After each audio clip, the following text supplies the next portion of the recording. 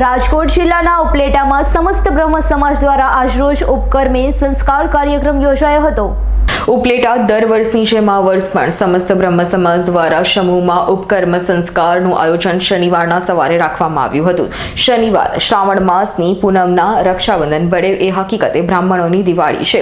આ શુભ પ્રસંગને ઉજવવા સમસ્ત બ્રહ્મ સમાજ દ્વારા મોજ નદીના કાંઠે બિરાજતા સોમનાથ મહાદેવના સાનિધ્યમાં ઉપકર્મ સંસ્કારનું આયોજન કરવામાં આવ્યું હતું। આ ઉપકર્મ સંસ્કાર વિધિ એટલે જનોઈ બદલવાનું વિદ્વાન બ્રાહ્મણો દ્વારા કરવામાં આવેલ, તેમાં તમામ બ્રહ્મ સમાજના ભાઈઓ યુવાનોએ આ પ્રસંગમાં જોડાયા હતા અને ઉપકર્મ સંસ્કાર કાર્યક્રમને સફળ બનાવ્યો હતો।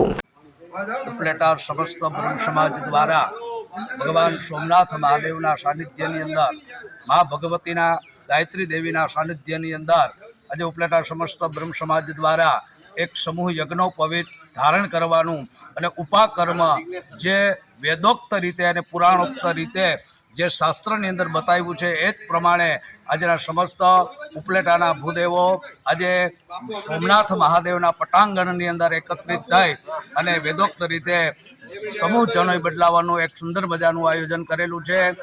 આ કાર્યક્રમની અંદર આપણે સોમનાથ મહાદેવના પૂજારી સહિત અન્ય ઘણા બધા લોકોનો, બ્રહ્મ સમાજના પ્રમુખ સહિત સમસ્ત સમાજનો ખૂબ સાથ અને સહકાર અમને મળી રહ્યો છે અને અવનવો વેદ ઉત્સર્ગ અમે નિત્ય અમારા ઉપલેટાની અંદર એ દિન પ્રતિદિન અને દર વર્ષે અમે કરી એવી ભગવાન સોમનાથ મહાદેવના ચરણારવિંદની અંદર અમે પ્રાર્થના કરીએ। વિપુલ ધામેચાનો રિપોર્ટ, S9 ન્યૂઝ, ઉપલેટા।